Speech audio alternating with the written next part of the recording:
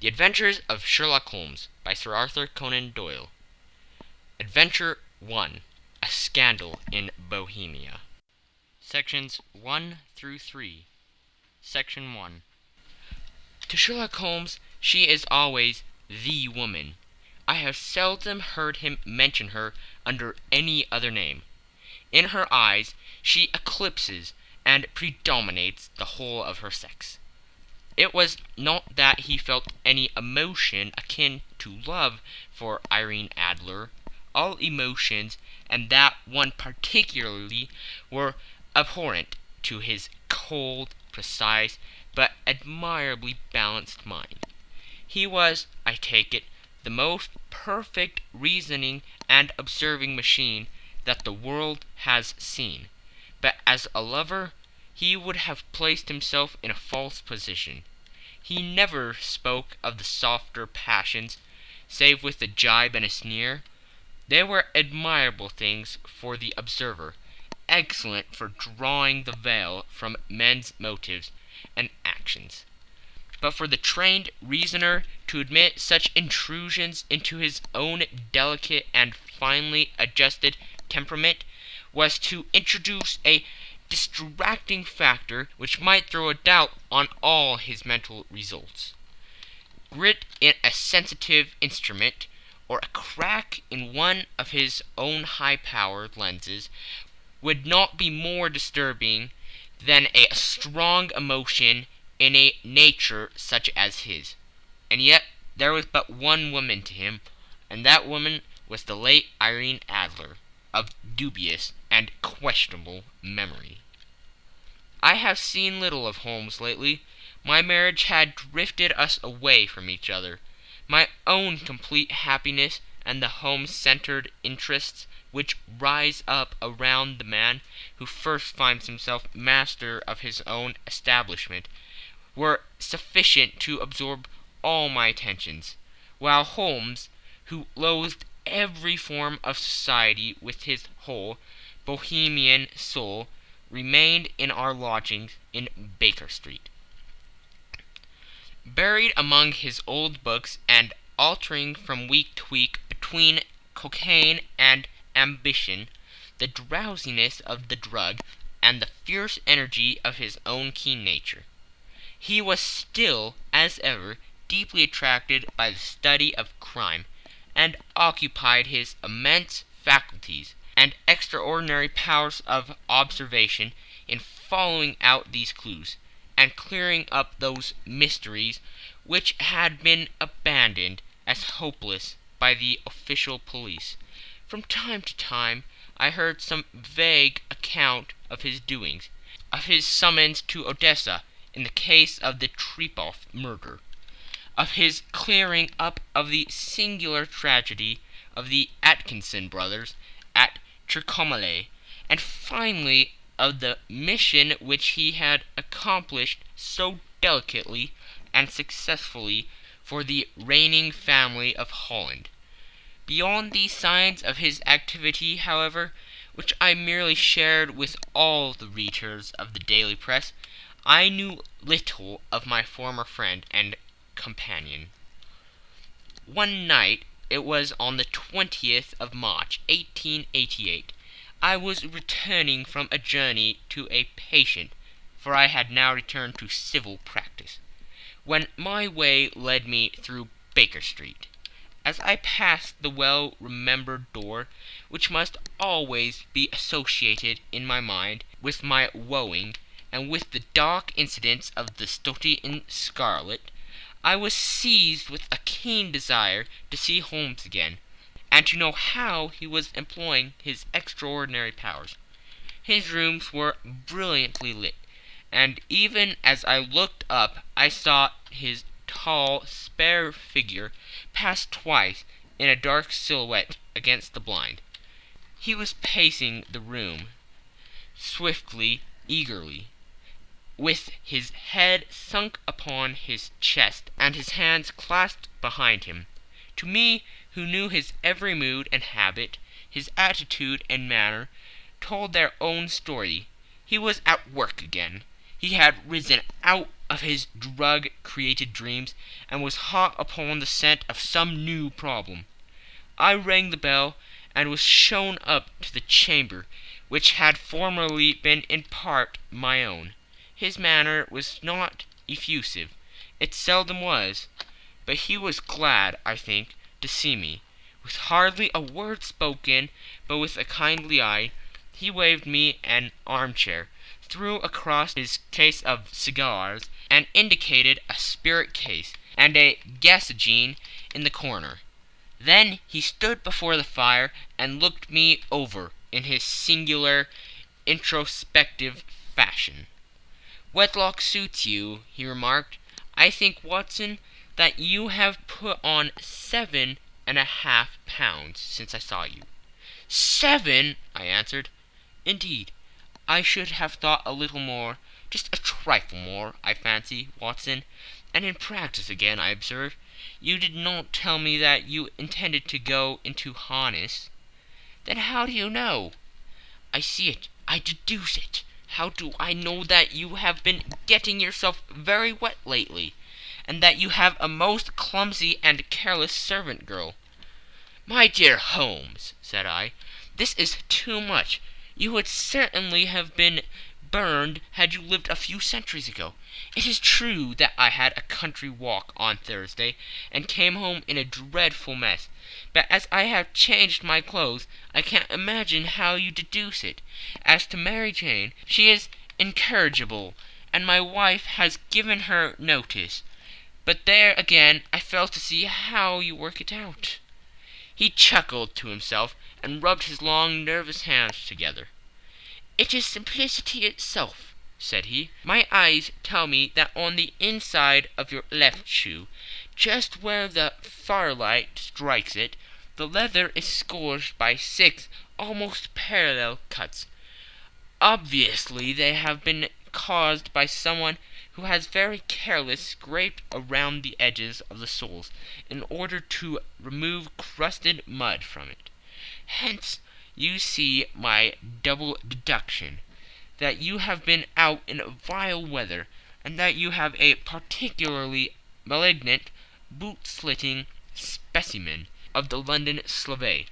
As to your practice, if a gentleman walks into my room smelling of iodine, with a black mark of nitrate of silver upon his right forefinger, and a budge on the right side of his top hat, to show where he has secreted his stethoscope, I must be dull indeed if I did not pronounce him to be an active member of the medical profession." I could not help laughing at the ease with which he examined his process of deduction. "When I hear you give your reasons," I remarked, "the thing always appears to me to be so ridiculously simple that I could easily do it myself, though at each successive instance of your reasoning I am baffled until you explain your process. And yet I believe that my eyes are as good as yours." "Quite so," he answered, lighting a cigarette, and throwing himself down into an armchair. "You see, but you do not observe. The distinction is clear. For example, you have frequently seen the steps which lead up from the hall to this room?" "Frequently." "How often?" "Well, some hundreds of times." "Then how many are there?" "How many? I don't know." "Quite so. You have not observed, and yet you have seen. That is just my point. Now I know that there are 17 steps, because I have both seen and observed. By the way, since you are interested in these little problems, and since you have been good enough to chronicle 1 or 2 of my trifling experiences, you may be interested in this." He threw over a sheet of thick, pink-tinted notepaper, which had been lying upon the table. "It came by the last post," said he. "Read it aloud." The note was undated, and without either signature or address. "There will call upon you tonight, at 7:45, it said. a gentleman who desires to consult you upon a matter of the very deepest moment. Your recent services to one of the royal houses of Europe have shown that you are one who may safely be trusted with matters which are of an importance which can hardly be exaggerated. This account of you will have from all quarters received, but in your chamber then at that hour, and do not take it amiss if your visitor wears a mask." "This is indeed a mystery," I remarked. "What do you imagine that it means?" "I have no data yet. It is a capital mistake to theorize before one has data. Insensibly one begins to twist facts to suit theories, instead of theories to suit facts. But the note itself, what do you deduce from it?" "I certainly examined the writing, and the paper upon which it was written." "The man who wrote it was presumably well-to-do," I remarked, endeavoring to imitate my companion's process. "Such paper could not be bought under half a crown a packet. It is peculiarly strong and stiff." "Peculiar, that is the very word," said Holmes. "It is not an English paper at all. Hold it up to the light." I did so, and saw a large E with a small g, a P and a large G with a small t woven into the texture of the paper. "What do you make of that?" asked Holmes. "The name of the maker, no doubt, or his monogram, rather." "Not at all. The G with a small t stands for Gesellschaft, which is German for company.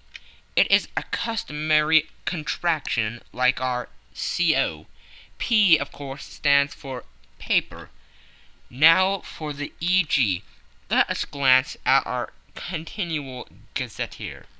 He took down a heavy brown volume from his shelves. Eglots. Here we are. Egeria. It is in a German-speaking country in Bohemia, not far from Carlsbad, remarkably as being the scene of the death of Wallenstein, and for its numerous glass factories and paper mills. Ha, my boy, what do you make of that?" His eyes sparkled, and he sent up a great blue triumphant cloud from his cigarette. "The paper was made in Bohemia," I said. "Precisely.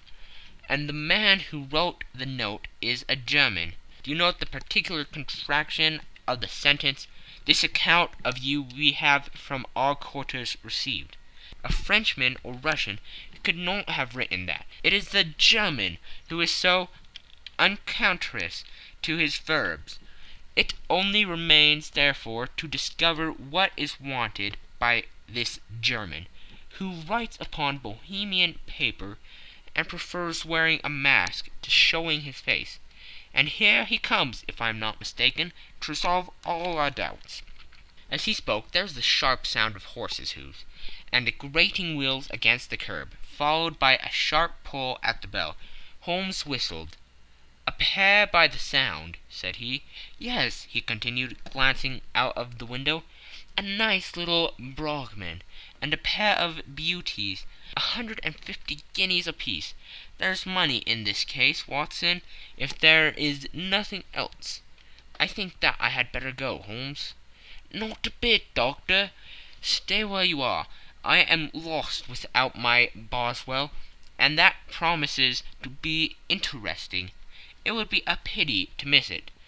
But your client, never mind him. I may want your help, and so may he. Here he comes. Sit down in that armchair, Doctor, and give us your best attention." A slow and heavy step, which had been heard upon the stairs and in the passage, paused immediately outside the door. Then there was a loud and authoritative tap.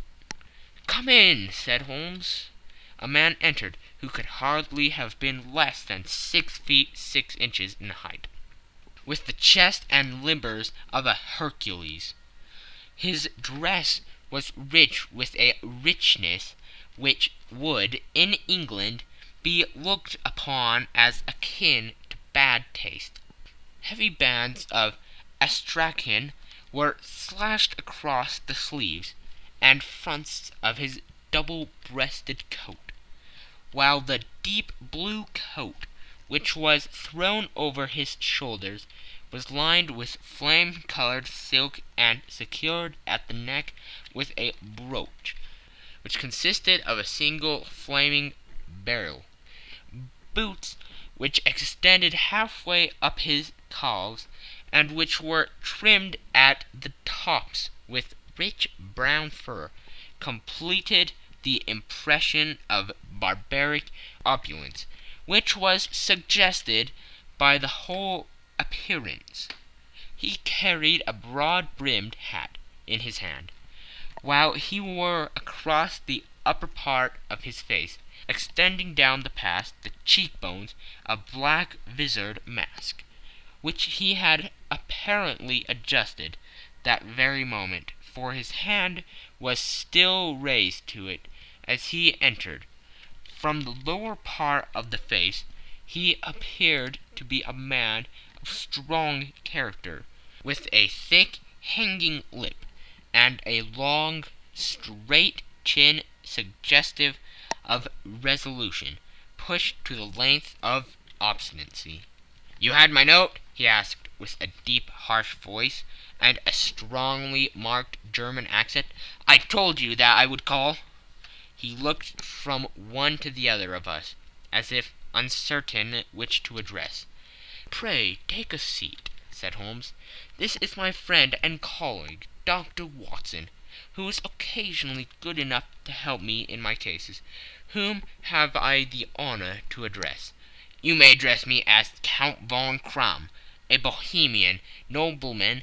I understand that this gentleman, your friend, is a man of honor and discretion, whom I may trust with a matter of the most extreme importance. If not, I should much prefer to communicate with you alone." I rose to go, but Holmes caught me by the wrist and pushed me back into my chair. "It is both or none," said he. "You may see before this gentleman anything which you may say to me." The Count shrugged his broad shoulders. "Then I must begin," said he, "by binding you both to absolute secrecy for 2 years. At the end of that time the matter will be of no importance. At present it is too much to say that it is of such weight it may have an influence upon European history." "I promise," said Holmes. "And I." "You may excuse this mask," countered our strange visitor.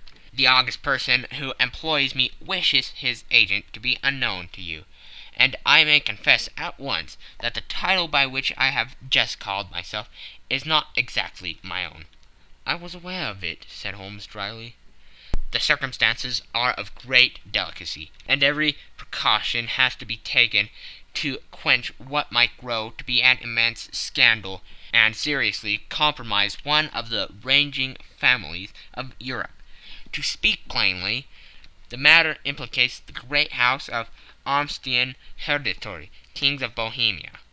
"I was also aware of that," murmured Holmes, setting himself down in his armchair, closing his eyes. Our visitor glanced with some apparent surprise at the rigid, longing figure of the man, who had been no doubt depicted to him as the most insensate reasoner and most energetic agent in Europe. Holmes slowly reopened his eyes and looked impatiently at his gigantic client. "If your Majesty would condescend to state your case," he remarked, "I should be better able to advise you." The man sprang from his chair and paced up and down the room in uncontrollable agitation. Then, with a gesture of desperation, he tore the mask from his face and hurled it upon the ground. "You are right!" he cried. "I am the king. Why should I attempt to conceal it?" "Why, indeed?" murmured Holmes. "Your Majesty had not spoken before. I was aware that I was addressing William Gottrich Sigmund von Armstrong, Grand Duke of Castle Flatzin, and hereditary King of Bohemia. But you can understand, said our strange visitor, sitting down once more and passing his hand over his high white forehead. You can understand that I am not accustomed to doing such business in my own person, that I could not confide it to an agent without putting myself in his power. I have come incognito from Prague, from the purpose of consulting you. Then pray consult, said Holmes, shutting his eyes once more. The facts are briefly these. Some 5 years ago, during a lengthy visit to Warsaw, I made the acquaintance of the well-known adventuress Irene Adler. The name is no doubt familiar to you. Kindly look her up in my index, doctor, murmured Holmes, without opening his eyes.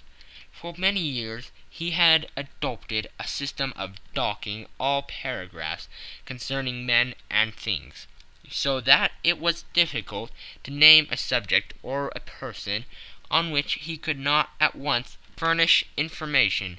In this case I found her biography sandwiched in between that of Hebrew rabbi and that of staff commander, who had written a monograph upon the deep-sea fishes.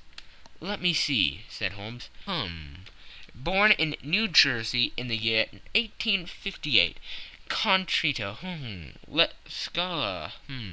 Prima donna Imperial Opera of Warsaw. Yes! Retired from the operatic stage. Ha! Living in London. Quite so, your Majesty. As I understand, become entangled with this young person, wrote her some comprising letters, and is now desirous of getting these letters back. Precisely so. But how? Was there a secret marriage? None. No legal papers or certificates? None. Then I failed to follow your Majesty. If this young person should produce her letters from blackmailing or other purposes, how is she to prove their authenticity? There is writing. Pooh, forgery. My private notepaper, stolen. My own seal, imitated. My photograph, bought. We were both in the photograph. Oh dear, that is very bad. Your Majesty has indeed committed an indiscretion. I was mad, insane. You have compromised yourself seriously. I was only Crown Prince then. I was young. I am but 30 now. It must be recovered. We have tried and failed. Your Majesty must pay. It must be bought. She will not sell. Stolen, then. 5 attempts have been made. Twice burglars in my pay ransacked her house. Once we diverted her luggage when she travelled. Twice she had been waylaid. There has been no result. No sign of it? Absolutely none. Holmes laughed. It is quite a pretty little problem, said he. But a very serious one to me, returned the king reproachfully. Very indeed. What does she propose to do with the photograph? To ruin me. But how? I'm about to be married. So I have heard. To Claudia Lorman von Saxe-Montenegrin, second daughter of the King of Scandinavia. You may know that strict principles of her family. She is herself the very soul of delicacy. A shadow of a doubt as to my conduct would bring the matter to an end. And Irene Adler threatens to send him a photograph. And she will do it. I know that she will do it. You do not know her, but she has a soul of steel.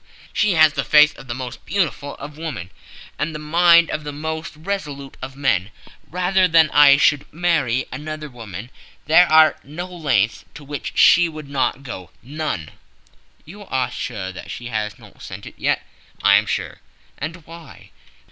Because she has said that she would send it on the day when the betrothal was publicly proclaimed. That would be next Monday. Oh, then we have 3 days yet, said Holmes with a yawn. That is very fortunate. as I have one or two matters of importance to look into just at present. Your Majesty will, of course, stay in London for the present?" "Certainly. You will find me at the Langram under the name of the Count von Kram." "Then I shall drop you a line to let you know how we progress." "Pray do so. I shall be all anxiety." "Then as to money, you have carte blanche?" "Absolutely." "I tell you that I would give one of the provinces of my kingdom to have that photograph." "And for the present expenses?" The King took a heavy chamois leather bag from under his cloak and laid it on the table. "There are £300 in gold and 700 in notes," he said. Holmes scribbled a receipt upon a sheet of his notebook and handed it to him. "And mademoiselle's address?" he asked. "Is Brony Lodge, Supretime Avenue, St. John's Wood." Holmes took a note of it. "One other question," said he. "Was the photograph a cabinet?" "It was." "Then good night, your Majesty, and I trust that we shall soon have some good news for you. And good night, Watson," he added, as the wheels of the Royal Brougham rolled down the street. "If you will be good enough to call tomorrow afternoon at 3 o'clock, I should like to chat this little matter over with you." End of Section 1. Section 2. At 3 o'clock precisely, I was at Baker Street, but Holmes had not yet returned. The landlady informed me that he had left the house shortly after 8 o'clock in the morning. I sat down beside the fire, however, with the intention of awaiting him. However long he might be, I was already deeply interested in his inquiry, for though it was surrounded by none of the grim and strange features which were associated with the two crimes which I have already recorded, still the nature of the case and the exalted station of his client gave it a character of its own. Indeed, apart from the nature of the investigation which my friend had on hand, there was something in his masterly grasp of a situation, and his keen, incisive reasoning, which made it a pleasure to me to study his system of work, and to follow the quick, subtle methods by which he distinguished the most inextractable mysteries. So accustomed was I to his invariable success that the very possibility of his failing had ceased to enter into my head. It was close upon 4 before the door opened, and a drunken-looking groom, ill-kept and side-whiskered, with an inflamed face and disreputable clothes, walked into the room. Accustomed as I was to my friend's amazing powers in the use of disguises, I had to look 3 times before I was certain that it was indeed he. With a nod he vanished into the bedroom, whence he emerged in 5 minutes, too suited and respectable as of old, putting his hands into his pockets. He stretched out his legs in front of the fire and laughing heartily for some minutes. "Well, really," he cried, and then he choked and laughed again, until he was obliged to lie back, limp and helpless, in the chair. "What is it?" "It's quite too funny. I am sure you could never guess how I employed my morning, or what I ended by doing." "I can't imagine. I suppose that you have been watching the habits and perhaps the house of Miss Irene Adler?" "Quite so, but the sequel was rather unusual.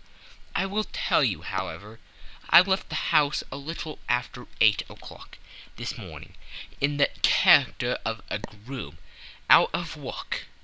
There is a wonderful sympathy and freemasonry among wholesome men, but one of them, and you will know all that there is to know, I soon found Broughton Lodge. It is a bijou villa, with a garden at the back, but built on it right up to the road, 2 stories, Chubb lock to the door, large sitting room on the right side, well furnished with long windows almost to the floor, and those prosperous English window fasteners which a child could open. Behind there was nothing remarkable, save the passage window could be reached from the top of the courtyard. I walked round it and examined it closely from every point of view, but without nothing anything else of interest. I then lodged down the street, and found, as I expected, that there was a news in a lane which runs down by one wall of the garden. I went the ostlers a hand in rubbing down their houses, and received in exchange 2 pence, a glass of half and half, 2 fills of shag tobacco, and as much information as I could desire about Miss Adler, to say nothing of half a dozen other people in the neighbourhood, in whom I was not in the least interested, but whose biographies I was compelled to listen to. "And what of Irene Adler?" I asked. "Oh, she has turned all the men's heads down in that part. She is the daintiest thing under a bonnet on the planet. So say the Serpentine News to a man. She lives quietly, sings at concerts, drives out at 5 every day, and returns at 7 sharp for dinner. Seldom goes out at other times, except when she sings. Has only 1 male visitor, but a good deal of him. He is dark, handsome, and dashing. Never calls less than once a day, and often twice. He is Mr. Godfrey Norton of the Inner Temple. See the advantages of a cabman as a confidant. They have driven him home a dozen of times from Serpentine Mews, and knew all about him. When I had listened to all they had to tell, I began to walk up and down near Briony Lodge once more, and to think over my plan of campaign. This Godfrey Norton was evidently an important factor in the matter. He was a lawyer. That sounded ominous. What was the relation between them, and what the object of his repeated visits? Was she his client, his friend, or his mistress? If the former, she had probably transferred the photograph to his keeping. If the latter, it was less likely on the issue of this question deepened whether I should continue my work at Briony Lodge, or turn my attention to the gentlemen's chambers in the Temple. It was a delicate point, and it wanted the field of my inquiry. I fear that I bore you with these details, but I have to let you see my little difficulties, if you are to understand the situation. "I am following you closely," I answered. I was still balancing the matter in my mind, when a hansom cab drove up to Briony Lodge, and a gentleman sprang out.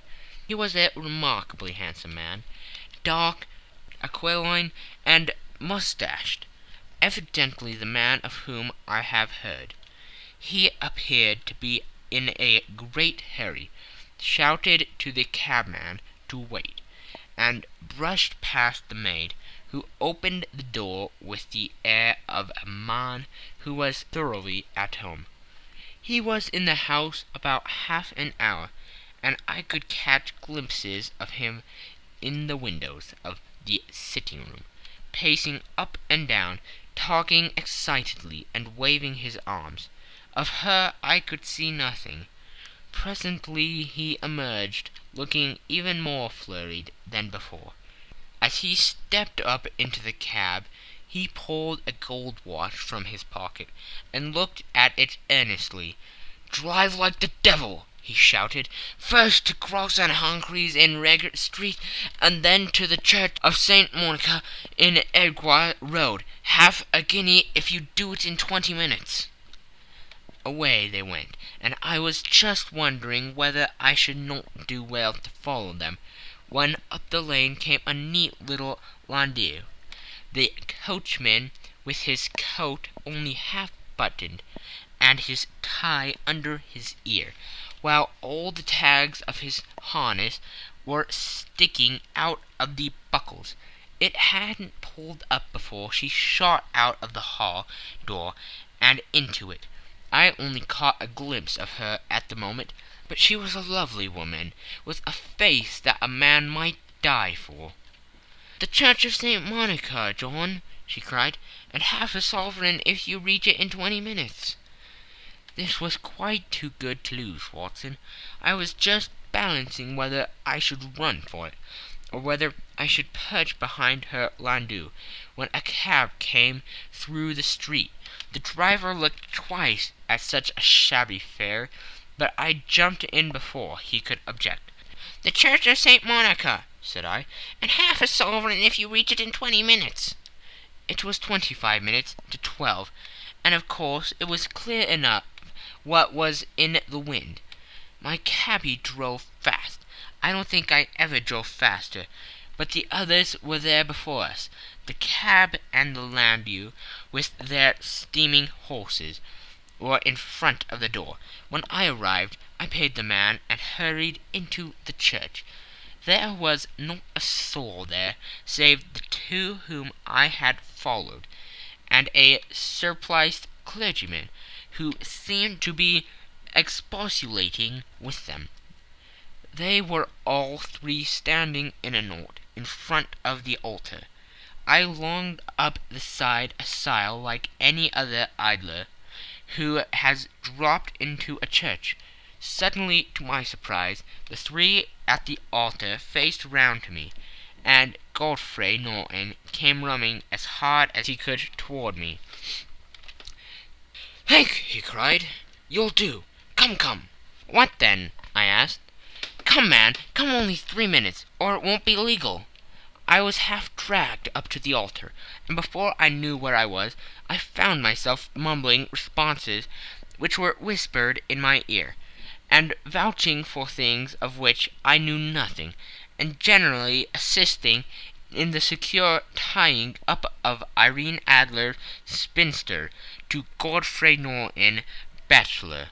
It was all done in an instant, and there was the gentleman thanking me on the one side and the lady on the other, while the clergyman beamed on me in front. It was the most preposterous position in which I ever found in my life, and it was the thought of it that startled me into laughing just now. It seems that there had been some informality about their license, that the clergyman absolutely refused to marry them without a witness of some sort, and that my lucky appearance saved the bridegroom from having to sally out into the street in search of a best man. The bride gave me a sovereign, and I mean to wear it on my watch chain in memory of the occasion. "That is a very unexpected turn of affairs," said I. "And what then?" "Well, I found my plans very seriously menaced. It looked as if the pair might take an immediate departure, and so necessity very prompt and energetic measures on my part. At the church door, however, they separated, he driving back to the temple, and she to her own house. "I shall drive out into the park at 5 as usual," she said, as she left him. I heard no more. They drove away in different directions, and I went off to make my own arrangements. "Which are?" "Some cold beef and a glass of beer," he answered, ringing the bell. "I have been too busy to think of food, and I am likely to be bustier still. this evening. By the way, Doctor, I shall want your cooperation." "I shall be delighted." "You don't mind breaking the law?" "Not in the least." "Nor running a chance of arrest?" "Not in a good cause." "Oh, the case is excellent." "Then I am your man." "I was sure that I might rely on you." "But what do you wish?" "When Miss Turner has brought in the tray, I will make it clear to you now," he said, as he turned hungrily on the simple fare that our landlady had provided. "I must discuss it while I eat, for I have not much time. It is nearly 5 now. In 2 hours we must be on the scene of action. Miss Irene, or Madame, rather, returns from her drive at 7. We must be at Briony Lodge to meet her." "And what then?" "You leave that to me. I have already arranged what is to occur.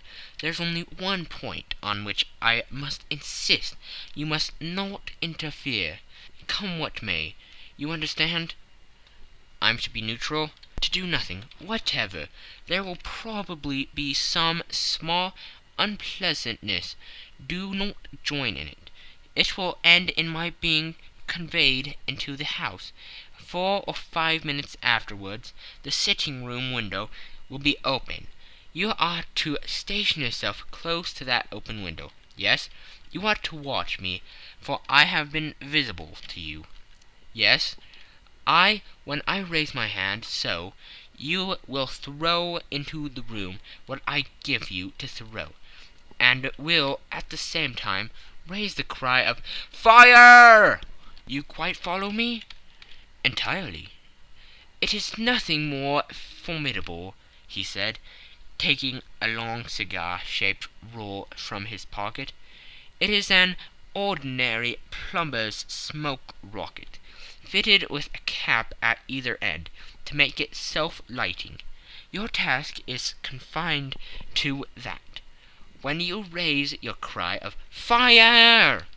it will be taken up by quite a number of people. You may then walk to the end of the street, and I will rejoin you in 10 minutes. I hope that I have made myself clear.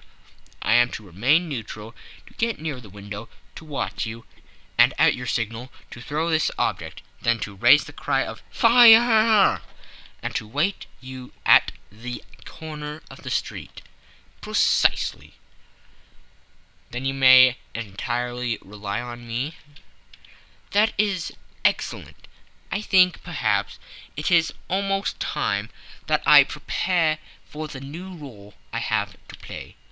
He disappeared into his bedroom, and returned in a few minutes, in the character of an amiable and simple-minded nonconformist clergyman.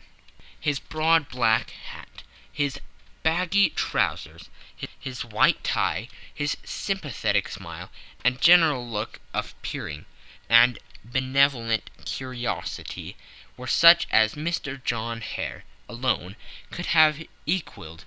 It is not merely that Holmes changed his costume. His expression, his manner, his very soul seemed to vary every fresh part that he assumed. The stage lost a fine actor, even as science lost an acute reasoner when he became a specialist in crime. It was 6:15 when we left Baker Street, and it still wanted 10 minutes to the hour, when we found ourselves in Serpentine Avenue. It was already dusk, and the lamps were just being lighted as we paced up and down in front of Briony Lodge, waiting for the coming of its occupant. The house was just such as I had pictured it from Sherlock Holmes's succinct description, but the locale appeared to be less private than I expected.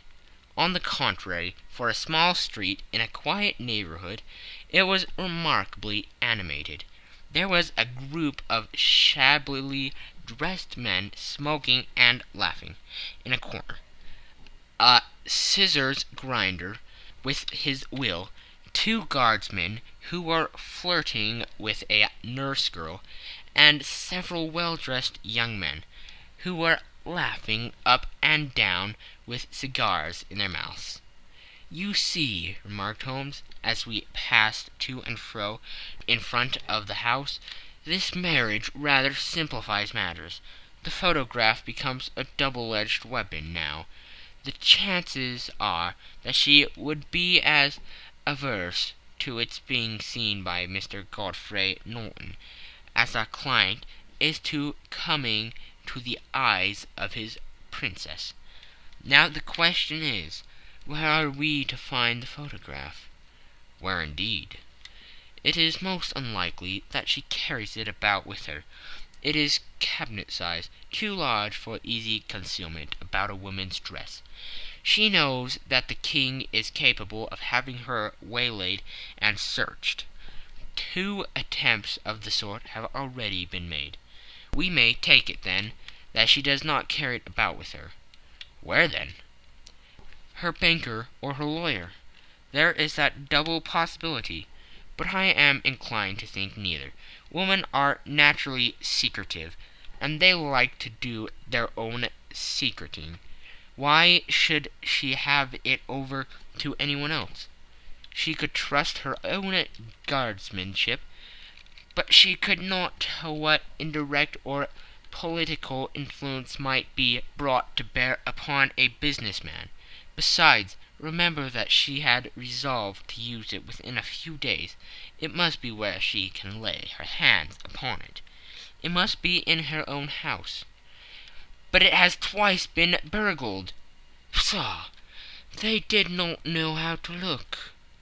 "But how will you look?" "I will not look." "What then?" "I will get her to show me." "But she will refuse." "She will not be able to. But I hear the rumble of wheels. It is her carriage. Now carry out my orders to the letter."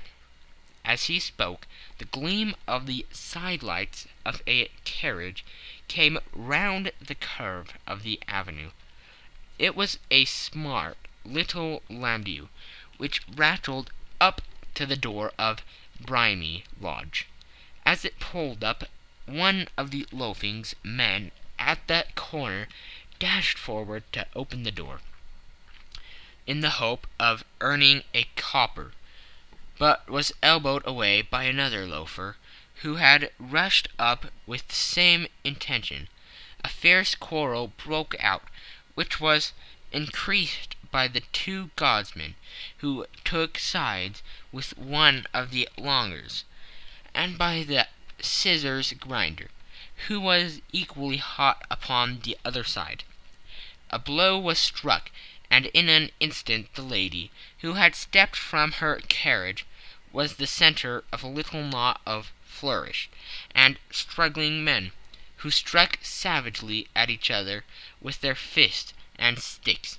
Holmes dashed into the crowd to protect the lady, but just as he reached her he gave a cry and dropped to the ground, with the blood running freely down his face. At his fall the guardsmen took their heels in one direction, and the longers in the other, while a number of better-dressed people, who had watched the suffice without taking part in it, crowded in to help the lady and to attend to the injured man. Irene Adler, as I will still call her, had hurried up the steps, but she stood at the top with her superb figure outlined against the lights of the hall, looking back into the street. "Is the poor gentleman much hurt?" she asked. "He is dead!" cried several voices. "No, no, there's life in him!" shouted another. "But he'll be gone before you can get him to hospital." "He's a brave fellow," said a woman. "They would have got the lady's purse and watch if it hadn't been for him. They were a gang, and a rough one, too. Ah, he's breathing now." "He can't lie here in the streets. May we bring him in, marm?" "Surely bring him into the sitting-room.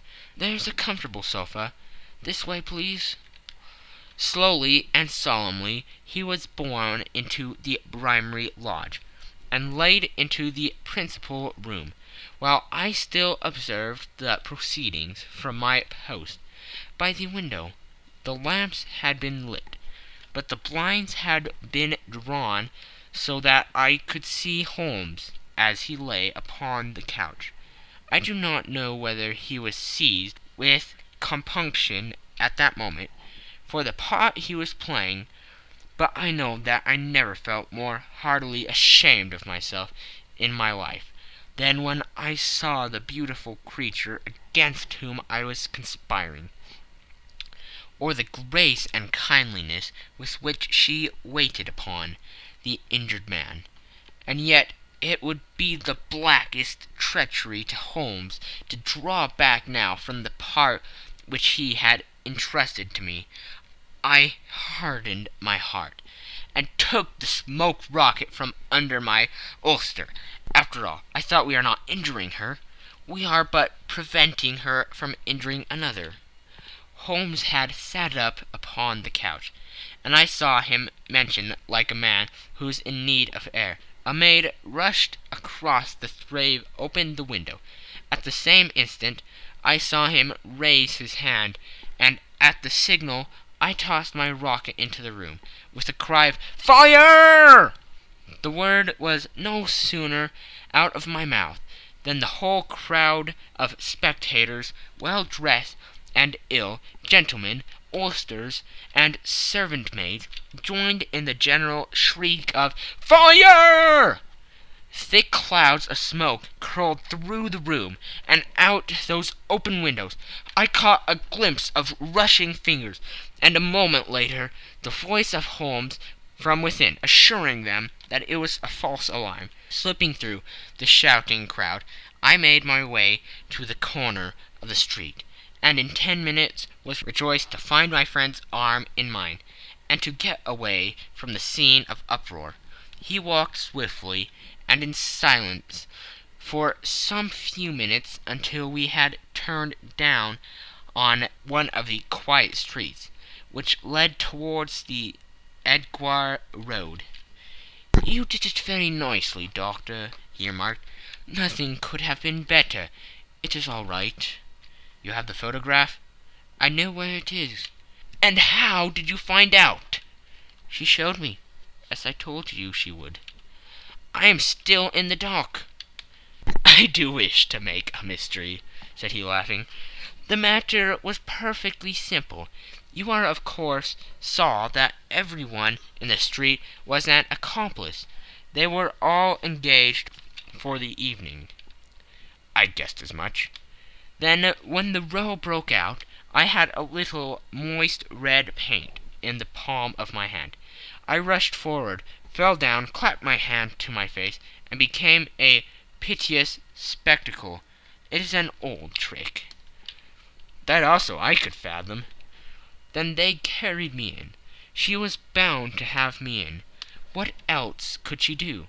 And into her sitting-room, which was the very room which I suspected. It lay between that and her bedroom, and I was determined to see which. They laid me on a couch. I motioned for air. They were compelled to open the window, and you had your chance." "How did that help you?" "It was all important. When a woman thinks that her house is on fire, her instinct is at once to rush to the thing which she values most. It is a perfectly overpowering impulse, and I have more than once taken advantage of it. In the case of the Darlington substitution scandal, it was of use to me, and also in the Arnsworth Castle business.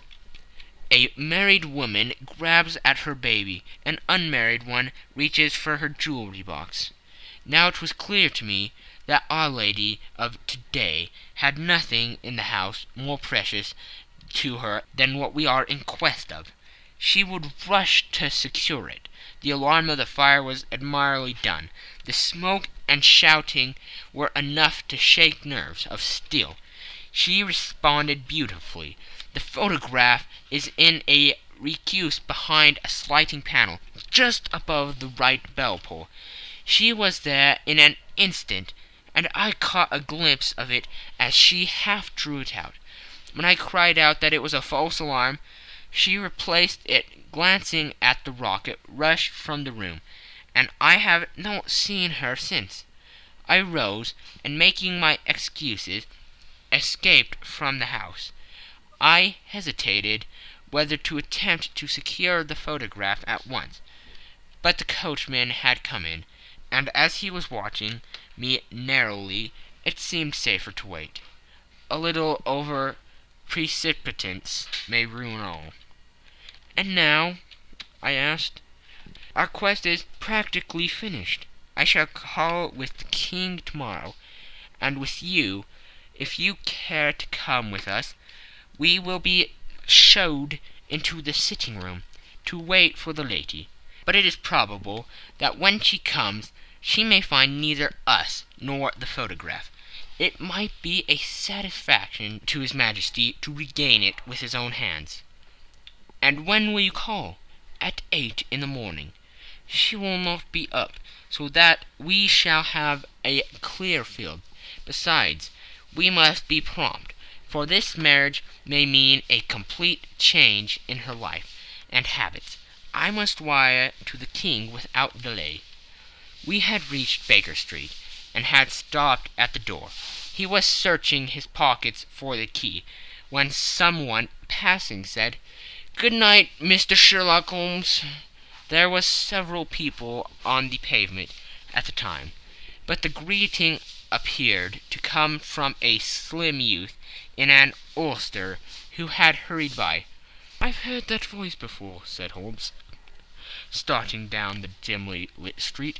"Now I wonder who the deuce that could have been." End of Section 2. Section 3. I slept at Baker Street that night, and we were engaged upon our toast and coffee in the morning, when the King of Bohemia rushed into the room. "You have really got it?" he cried, grasping Sherlock Holmes by either shoulder, or looking eagerly into his face. "Not yet. But you have hopes?" "I have hopes." "Then come. I am all impatience to be gone." "We must have a cab." "No, my brougham is waiting." "Then that will simplify matters."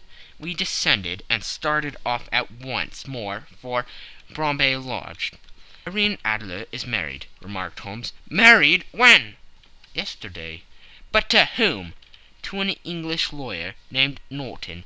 "But she could not love him." "I am in hopes that she does." "And why in hopes?" "Because it would spare your Majesty all fear of future annoyance. If the lady loves her husband, she does not love your Majesty.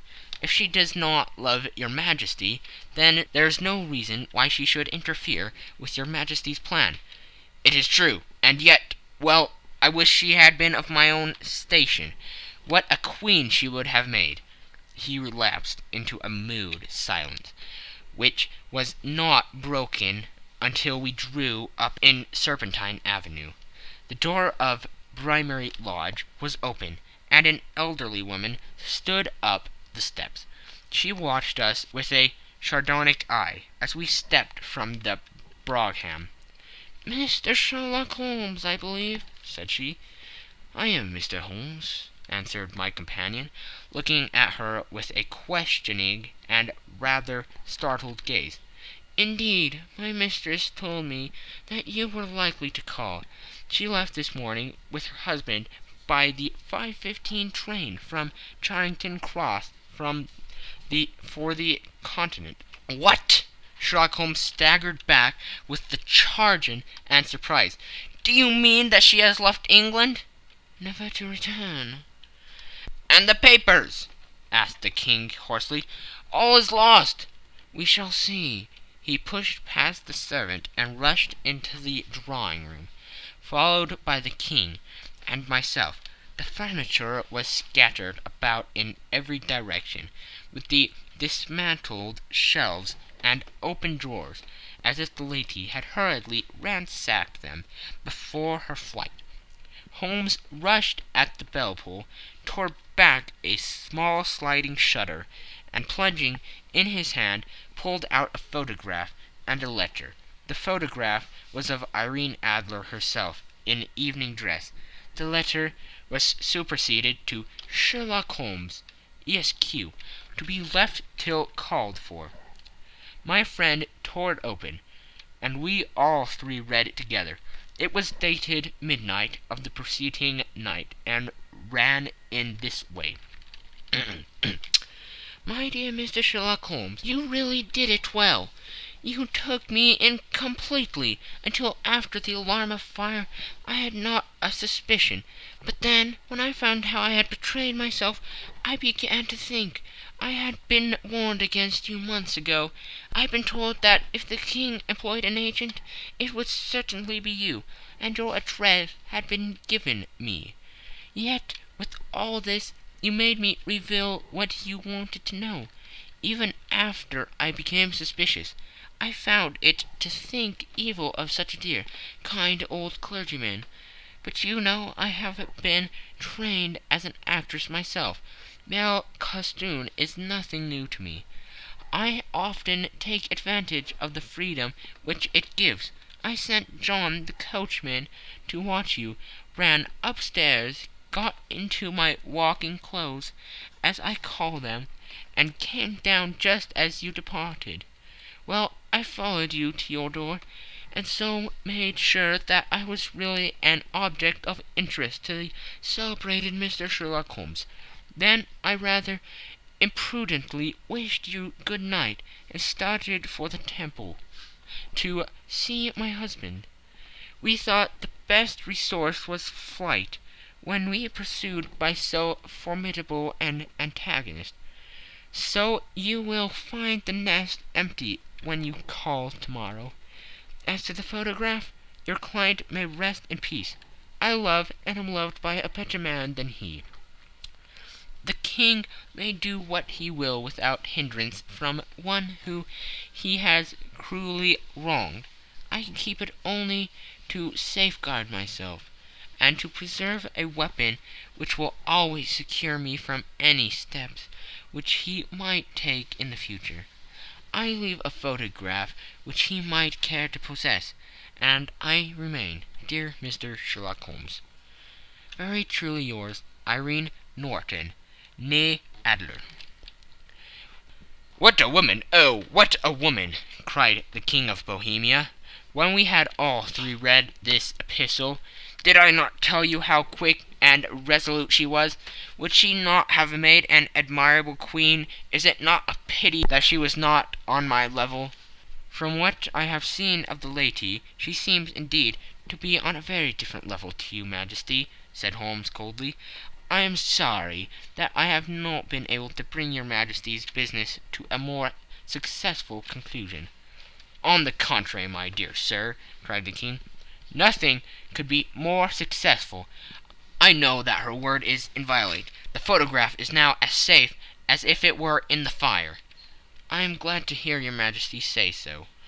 "I am immensely indebted to you. Pray tell me in what way I can reward you. This ring—" He slipped an emerald snake ring from his finger and held it out upon the palm of his hand.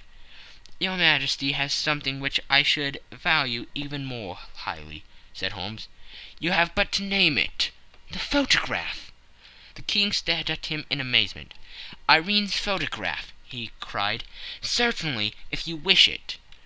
"I thank your Majesty. Then there is no more to be done in the matter. I have the honor to wish you very good morning." He bowed and turned away without observing the hand which the King had stretched out to him. He set off in my company for his chambers. And that was how a great scandal threatened to affect the kingdom of Bohemia, and how the best plans of Mr. Sherlock Holmes were beaten by a woman's wit. He used to make merry over the cleverness of women, but I have not heard him do it of late. And when he speaks of Irene Adler, or when he refers to her photograph, it is always under the honorable title of the woman. End of section 3. End of the Scandal in Bohemia. This is a TBOL3 production.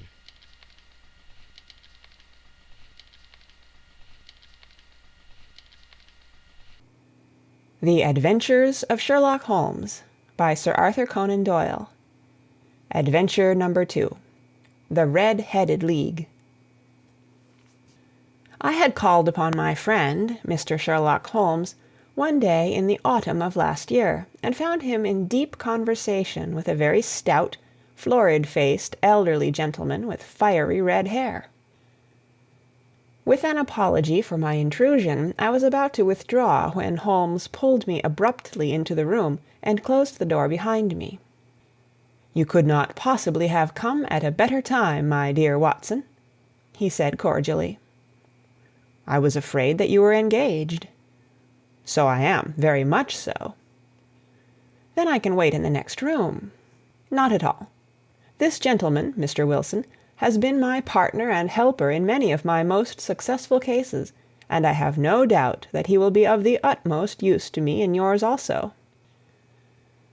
The stout gentleman half rose from his chair and gave a bob of greeting, with a quick little questioning glance from his small, fat, encircled eyes. "Try the settee," said Holmes, relapsing into his armchair and putting his fingertips together, as was his custom when in judicial moods. "I know, my dear Watson, that you share my love of all that is bizarre and outside the conventions and humdrum routine of everyday life. You have shown your relish for it by the enthusiasm which has prompted you to chronicle, and, if you will excuse my saying so, somewhat to embellish so many of my own little adventures. Your cases have indeed been of the greatest interest to me," I observed. You will remember that I remarked the other day, just before we went into the very simple problem presented by Miss Mary Sutherland, that for strange effects and extraordinary combinations we must go to life itself, which is always far more daring than any effort of the imagination. A proposition which I took the liberty of doubting. You did, Doctor, but none the less you must come round to my view, for otherwise I shall keep on piling fact upon fact on you, until your reason breaks down under them and acknowledges me to be right. Now, Mr. Jabez Wilson here has been good enough to call upon me this morning, and to begin a narrative which promises to be one of the most singular which I have listened to for some time. You have heard me remark that the strangest and most unique things are very often connected not with the larger but with the smaller crimes, and occasionally, indeed, where there is room for doubt whether any positive crime has been committed. As far as I have heard, it is impossible for me to say whether the present case is an instance of crime or not, but the course of events is certainly among the most singular that I have ever listened to. Perhaps, Mr. Wilson, you would have the great kindness to recommence your narrative. I ask you not merely because my friend Dr. Watson has not heard the opening part, but also because the peculiar nature of the story makes me anxious to have every possible detail from your lips. As a rule, when I have heard some slight indication in the course of events, I am able to guide myself by the thousands of other similar cases which occur to my memory. In the present instance, I am forced to admit that the facts are, to the best of my belief, unique. The portly client puffed out his chest with an appearance of some little pride, and pulled a dirty and wrinkled newspaper from the inside pocket of his greatcoat. As he glanced down the advertisement column, with his head thrust forward and the paper flattened out upon his knee, I took a good look at the man, and endeavored, after the fashion of my companion, to read the indications which might be presented by his dress or appearance. I did not gain very much, however, by my inspection. Our visitor bore every mark of being an average, commonplace British tradesman, obese, pompous, and slow. He wore rather baggy grey shepherd's check trousers, a not over-clean black frock-coat, unbuttoned in the front, and a drab waistcoat with a heavy brassy Albert chain, and a square pierced bit of metal dangling down as an ornament. A frayed top hat and a faded brown overcoat with a wrinkled velvet collar lay upon a chair beside him. Altogether, Look as I would, there was nothing remarkable about the man save his blazing red head, and the expression of extreme chagrin and discontent upon his features.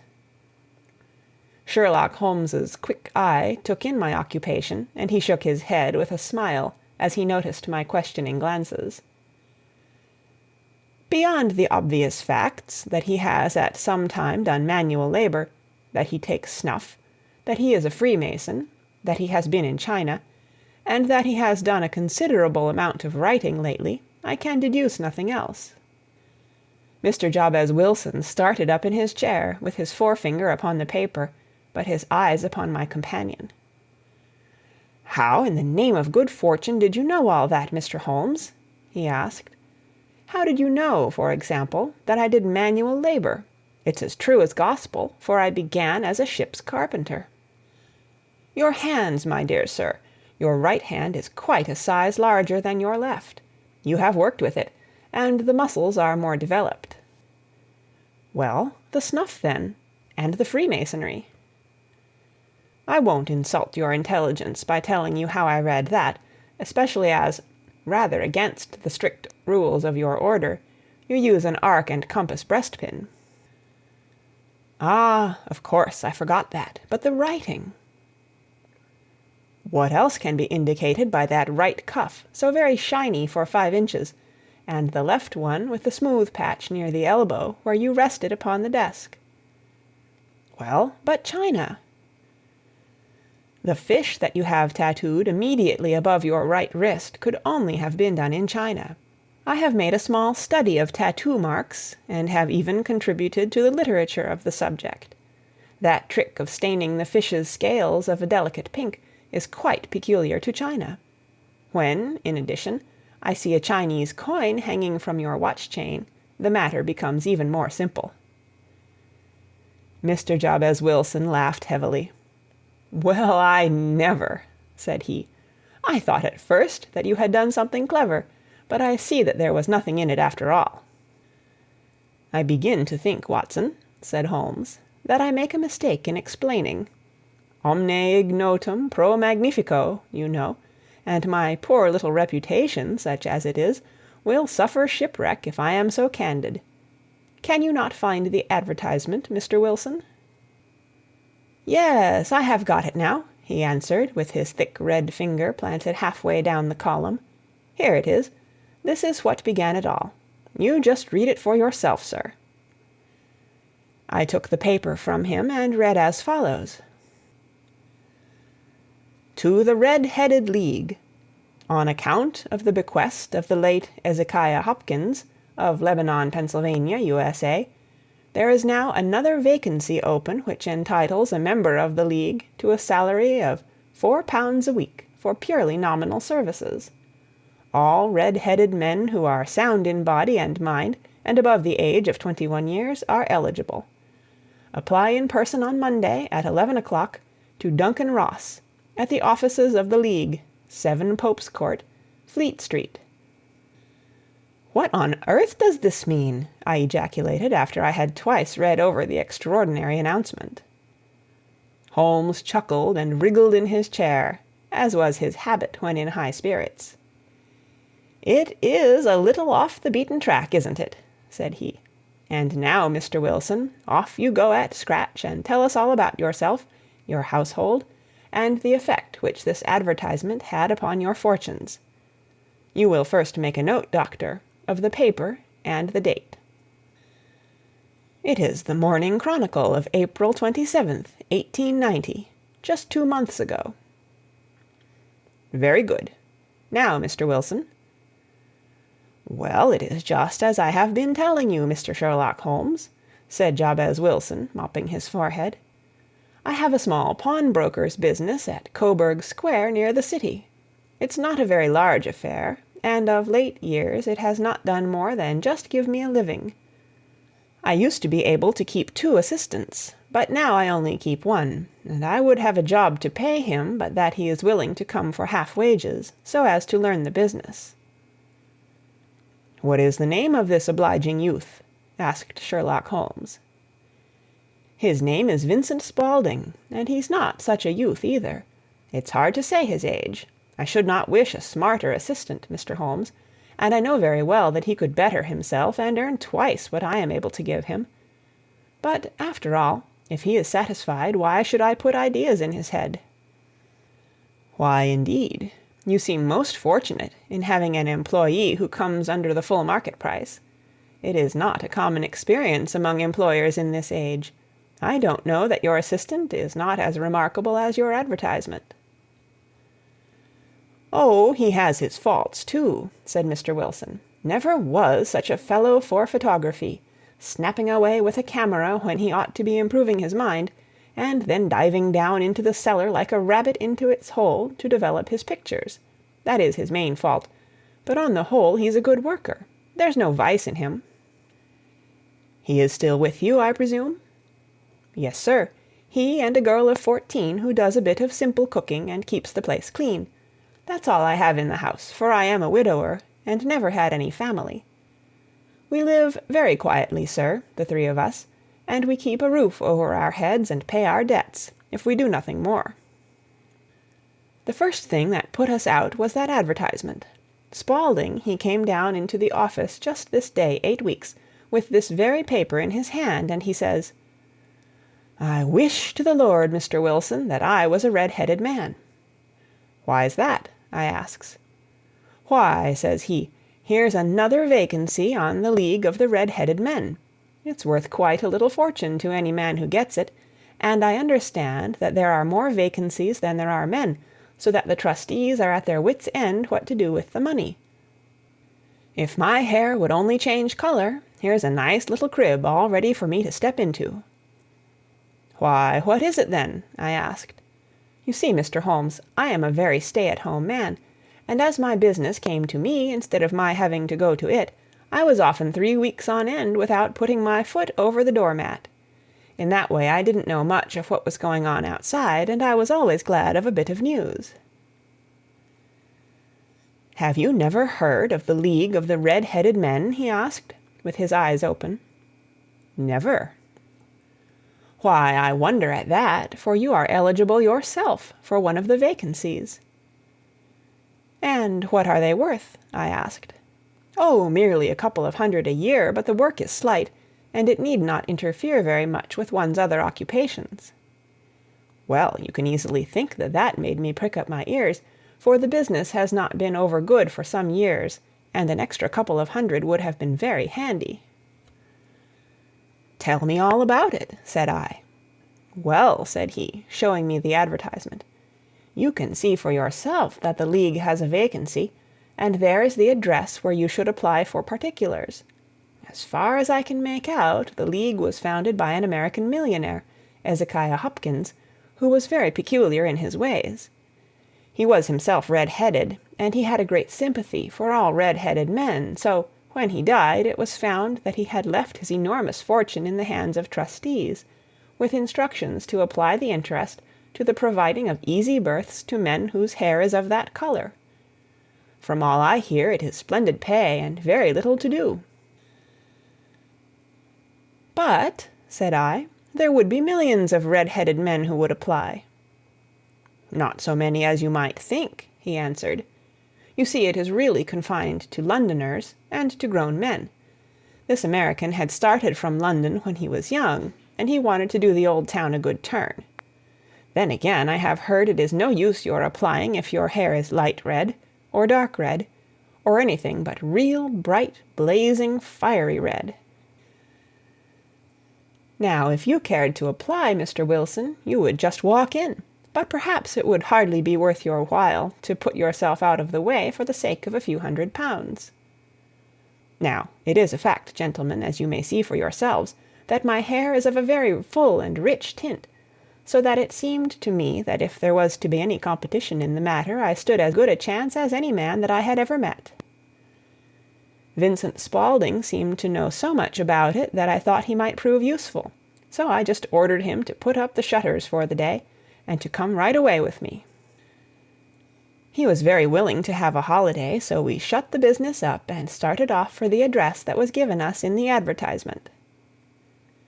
I never hope to see such a sight as that again, Mr. Holmes, From north, south, east, and west, every man who had a shade of red in his hair had tramped into the city to answer the advertisement. Fleet Street was choked with red-headed folk, and Pope's Court looked like a coster's orange barrow. I should not have thought there were so many in the whole country as were brought together by that single advertisement. Every shade of colour they were: straw, lemon, orange, brick, Irish setter, liver, clay. But, as Spaulding said, there were not many who had the real vivid flame-coloured tint. When I saw how many were waiting, I would have given it up in despair, but Spaulding would not hear of it. How he did it I could not imagine, but he pushed and pulled and butted until he got me through the crowd and right up to the steps which led to the office. There was a double stream upon the stair, some going up in hope and some coming back dejected, but we wedged in as well as we could, and soon found ourselves in the office. "Your experience has been a most entertaining one," remarked Holmes, as his client paused and refreshed his memory with a huge pinch of snuff. "Pray continue your very interesting statement." There was nothing in the office but a couple of wooden chairs and a deal table, behind which sat a small man with a head that was even redder than mine.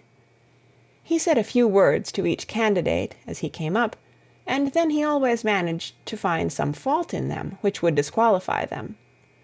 Getting a vacancy did not seem to be such a very easy matter after all. However, when our turn came, the little man was much more favourable to me than to any of the others, and he closed the door as we entered, so that he might have a private word with us. "This is Mr. Jabez Wilson," said my assistant, "and he is willing to fill a vacancy in the League." "And he is admirably suited for it," the other answered. "He has every requirement. I cannot recall when I have seen anything so fine." He took a step backward, cocked his head on one side, and gazed at my hair until I felt quite bashful. Then suddenly he plunged forward, wrung my hand, and congratulated me warmly on my success. "It would be injustice to hesitate," said he. "You will, however, I am sure, excuse me for taking an obvious precaution." With that he seized my hair in both his hands and tugged until I yelled with the pain. "There is water in your eyes," said he as he released me. "I perceive that all is as it should be, but we have to be careful, for we have twice been deceived by wigs and once by paint. I could tell you tales of cobbler's wax which would disgust you with human nature." He stepped over to the window and shouted through it at the top of his voice that the vacancy was filled. A groan of disappointment came up from below, and the folk all trooped away in different directions, until there was not a red head to be seen except my own, and that of the manager. "My name," said he, "is Mr. Duncan Ross, and I am myself one of the pensioners upon the fund left by our noble benefactor. Are you a married man, Mr. Wilson? Have you a family?" I answered that I had not. His face fell immediately. "Dear me," he said gravely, "that is very serious indeed. I am sorry to hear you say that. The fund was, of course, for the propagation and spread of the redheads as well as for their maintenance. It is exceedingly unfortunate that you should be a bachelor." My face lengthened at this, Mr. Holmes, for I thought that I was not to have the vacancy after all, but after thinking it over for a few minutes, he said that it would be all right. "In the case of another," said he, "the objection might be fatal, but we must stretch a point in favor of a man with such a head of hair as yours. When shall you be able to enter upon your new duties?" "Well, it is a little awkward, for I have a business already," said I. "Oh, never mind about that, Mr. Wilson," said Vincent Spaulding. "I should be able to look after that for you." "What would be the hours?" I asked. 10 to 2. Now, a pawnbroker's business is mostly done of an evening, Mr. Holmes, especially Thursday and Friday evening, which is just before payday, so it would suit me very well to earn a little in the mornings. Besides, I knew that my assistant was a good man, and that he would see to anything that turned up. "That would suit me very well," said I. "And the pay?" "Is £4 a week." "And the work?" "Is purely nominal." "What do you call purely nominal?"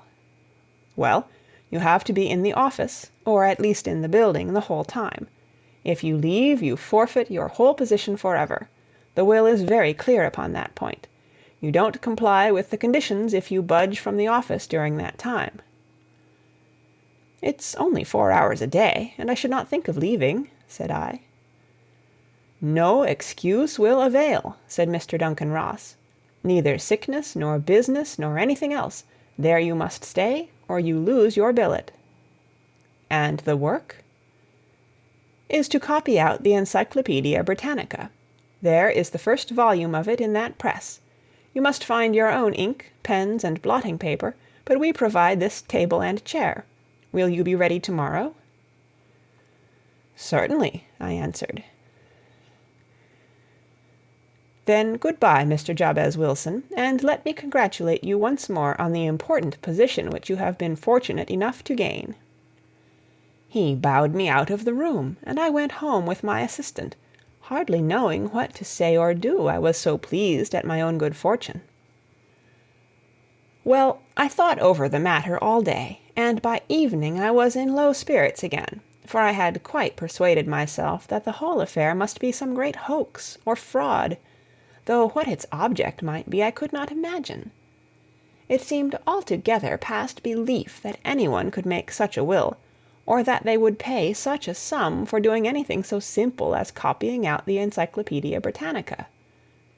Vincent Spaulding did what he could to cheer me up, but by bedtime I had reasoned myself out of the whole thing. However, in the morning I determined to have a look at it anyhow, so I bought a penny bottle of ink, and with a quill pen and 7 sheets of foolscap paper I started off for Pope's Court. Well, to my surprise and delight, everything was as right as possible. The table was set out ready for me, and Mr. Duncan Ross was there to see that I got fairly to work. He started me off upon the letter A, and then he left me, but he would drop in from time to see that all was right with me. At 2 o'clock he bade me good day, complimented me upon the amount that I had written, and locked the door of the office after me. This went on day after day, Mr. Holmes, and on Saturday the manager came in and planked down 4 golden sovereigns for my week's work. It was the same next week, and the same the week after. Every morning I was there at 10, and every afternoon I left at 2. By degrees Mr. Duncan Ross took to coming in only once of a morning, and then after a time he did not come in at all. Still, of course, I never dared to leave the room for an instant, for I was not sure when he might come, and the billet was such a good one and suited me so well that I would not risk the loss of it. 8 weeks passed away like this, and I had written about abbots, and archery, and armour, and architecture, and Attica, and hoped with diligence that I might get on to the bees before very long. It cost me something in foolscap, and I had pretty nearly filled a shelf with my writings. And then suddenly the whole business came to an end. To an end? Yes, sir, and no later than this morning. I went to my work as usual at 10 o'clock, but the door was shut and locked, with a little square of cardboard hammered on to the middle of the panel with a tack. Here it is, and you can read for yourself. He held up a piece of white cardboard about the size of a sheet of notepaper. It read in this fashion: "The Red-Headed League is dissolved. October 9, 1890. Sherlock Holmes and I surveyed this curt announcement, and the rueful face behind it, until the comical side of the affair so completely overtopped every other consideration that we both burst out into a roar of laughter. "I cannot see that there is anything very funny," cried our client, flushing up to the roots of his flaming head. "If you can do nothing better than laugh at me, I can go elsewhere." "No, no," cried Holmes, shoving him back into the chair from which he had half risen. "I really wouldn't miss your case for the world. It is most refreshingly unusual. But there is, if you will excuse my saying so, something just a little funny about it. Pray, what steps did you take when you found the card upon the door?" "I was staggered, sir. I did not know what to do. Then I called at the offices round, but none of them seemed to know anything about it. Finally, I went to the landlord, who is an accountant living on the ground floor, and I asked him if he could tell me what had become of the Red-Headed League. He said that he had never heard of any such body. Then I asked him who Mr. Duncan Ross was. He answered that the name was new to him. "Well," said I, "the gentleman at number 4. "What, the red-headed man?" "Yes." "Oh," said he, "his name was William Morris. He was a solicitor, and was using my room as a temporary convenience until his new premises were ready. He moved out yesterday." "Where could I find him?" "Oh, at his new offices. He did tell me the address. Yes, 17 King Edward Street, near St. Paul's." I started off, Mr. Holmes, but when I got to that address, it was a manufactory of artificial knee-caps, and no one in it had ever heard of either Mr. William Morris or Mr. Duncan Ross." "And what did you do then?" asked Holmes. "I went home to Saxe-Coburg Square, and I took the advice of my assistant. But he could not help me in any way. He could only say that if I waited I should hear by post. But that was not quite good enough, Mr. Holmes. I did not wish to lose such a place without a struggle, so, as I had heard that you were good enough to give advice to poor folk who were in need of it, I came right away to you." "And you did very wisely," said Holmes. "Your case is an exceedingly remarkable one, and I shall be happy to look into it. From what you have told me, I think that it is possible that graver issues hang from it than might at first sight appear." "Grave enough," said Mr. Jabez Wilson. "Why, I have lost £4 a week." "As far as you are personally concerned," remarked Holmes, "I do not see that you have any grievance against this extraordinary league.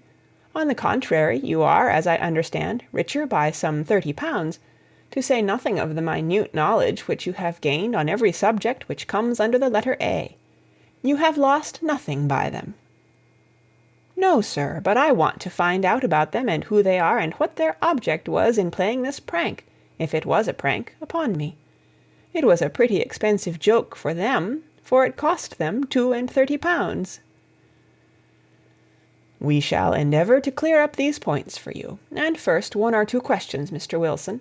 This assistant of yours who first called your attention to the advertisement, how long had he been with you?" "About a month, then." "How did he come?" "In answer to an advertisement." "Was he the only applicant?" "No, I had a dozen." "Why did you pick him?" "Because he was handy and would come cheap." "At half wages, in fact?" "Yes." "What is he like, this Vincent Spaulding?" "Small, stout-built, very quick in his ways, no hair on his face, though he's not short of 30, has a white splash of acid upon his forehead." Holmes sat up in his chair in considerable excitement. "I thought as much," said he. "Have you ever observed that his ears are pierced for earrings?" "Yes, sir. He told me that a gypsy had done it for him when he was a lad." "Hum," said Holmes, sinking back in deep thought. "He is still with you?" "Oh, yes, sir. I have only just left him." "And has your business been attended to in your absence?" "Nothing to complain of, sir. There's never very much to do of a morning." "That will do, Mr. Wilson.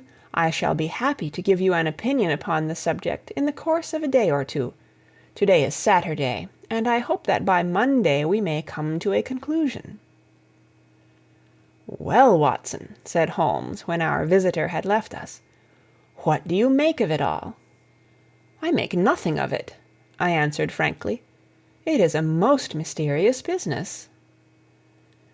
"As a rule," said Holmes, "the more bizarre a thing is, the less mysterious it proves to be. It is your commonplace, featureless crimes which are really puzzling, just as a commonplace face is the most difficult to identify. But I must be prompt over this matter." "What are you going to do, then?" I asked. "To smoke," he answered. "It is quite a three-pipe problem, and I beg that you won't speak to me for 50 minutes." He curled himself up in his chair, with his thin knees drawn up to his hawk-like nose, and there he sat with his eyes closed, and his black clay pipe thrusting out like the bill of some strange bird. I had come to the conclusion that he had dropped asleep, and indeed was nodding myself, when he suddenly sprang out of his chair with the gesture of a man who has made up his mind, and put his pipe down upon the mantelpiece. "Sarasate plays at the St. James Hall this afternoon," he remarked. "What do you think, Watson? Could your patients spare you for a few hours?" "I have nothing to do to-day. My practice is never very absorbing." "Then put on your hat and come. I am going through the city first, and we can have some lunch on the way. I observe that there is a good deal of German music on the programme, which is rather more to my taste than Italian or French. It is introspective, and I want to introspect. Come along." We travelled by the Underground as far as Aldersgate, and a short walk took us to Saxe-Coburg Square, the scene of the singular story which we had listened to in the morning. It was a poky little shabby-genteel place, where 4 lines of dingy 2-storied brick houses looked out into a small, railed-in enclosure, where a lawn of weedy grass and a few clumps of faded laurel bushes made a hard fight against a smoke-laden and uncongenial atmosphere. 3 gilt balls and a brown board with "Jabez Wilson" in white letters upon a corner house announced the place where our red-headed client carried on his business. Sherlock Holmes stepped in front of it with his head on one side, and looked it all over, with his eyes shining brightly between puckered lids. Then he walked slowly up the street, and then down again to the corner, still looking keenly at the houses. Finally he returned to the pawnbroker's, and, having thumped vigorously upon the pavement with his stick 2 or 3 times, he went up to the door and knocked. It was instantly opened by a bright-looking, clean-shaven young fellow, who asked him to step in. "Thank you," said Holmes. "I only wished to ask you how you would go from here to the Strand." "Third right, fourth left," answered the assistant promptly, closing the door. "Smart fellow, that," observed Holmes as we walked away. "He is, in my judgment, the 4th smartest man in London, and for daring I am not sure that he has not a claim to be 3rd. I have known something of him before." "Evidently," said I, "Mr. Wilson's assistant counts for a good deal in this mystery of the Red-Headed League. I am sure that you inquired your way merely in order that you might see him." "Not him." "What then?" "The knees of his trousers." "And what did you see?" "What I expected to see." "Why did you beat the pavement?" "My dear doctor, this is a time for observation, not for talk. We are spies in an enemy's country. We know something of Saxe-Coburg Square. Let us now explore the parts which lie behind it." The road in which we found ourselves as we turned round the corner from the retired Saxe-Coburg Square presented as great a contrast to it as the front of a picture does to the back. It was one of the main arteries which conveyed the traffic of the city to the north and west. The roadway was blocked with the immense stream of commerce flowing in a double tide inward and outward, while the footpaths were black with the hurrying swarm of pedestrians. It was difficult to realize, as we looked at the line of fine shops and stately business premises, that they really abutted on the other side upon the faded and stagnant square which we had just quitted. "Let me see," said Holmes, standing at the corner and glancing along the line. "I should like just to remember the order of the houses here, It is a hobby of mine to have an exact knowledge of London. There is Mortimer's, the tobacconist, the little newspaper shop, the Coburg branch of the City and Suburban Bank, the vegetarian restaurant, and McFarland's carriage-building depot. That carries us right on to the other block. And now, Doctor, we've done our work, so it's time we had some play. A sandwich and a cup of coffee, and then off to violin land, where all is sweetness and delicacy and harmony, and there are no red-headed clients to vex us with their conundrums. My friend was an enthusiastic musician, being himself not only a very capable performer, but a composer of no ordinary merit. All the afternoon he sat in the stalls, wrapped in the most perfect happiness, gently waving his long, thin fingers in time to the music, while his gently smiling face and his languid, dreamy eyes were as unlike those of Holmes the sleuth-hound, Holmes the relentless, keen-witted, ready-handed criminal agent, as it was possible to conceive. In his singular character the dual nature alternately asserted itself, and his extreme exactness and astuteness represented, as I have often thought, the reaction against the poetic and contemplative mood which occasionally predominated in him. The swing of his nature took him from extreme languor to devouring energy, and, as I knew well, he was never so truly formidable as when, for days on end, he had been lounging in his armchair amid his improvisations and his black-letter editions. Then it was that the lust of the chase would suddenly come upon him, and that his brilliant reasoning power would rise to the level of intuition, until those who were unacquainted with his methods would look askance at him as on a man whose knowledge was not that of other mortals. When I saw him that afternoon so enwrapped in the music at St. James's Hall, I felt that an evil time might be coming upon those whom he had set himself to hunt down. "You want to go home, no doubt, Doctor," he remarked as we emerged. "Yes, it would be as well." "And I have some business to do which will take some hours. This business at Coburg Square is serious." "Why serious?" "A considerable crime is in contemplation. I have every reason to believe that we shall be in time to stop it. But today being Saturday rather complicates matters. I shall want your help tonight." "At what time?" 10 will be early enough." "I shall be at Baker Street at 10."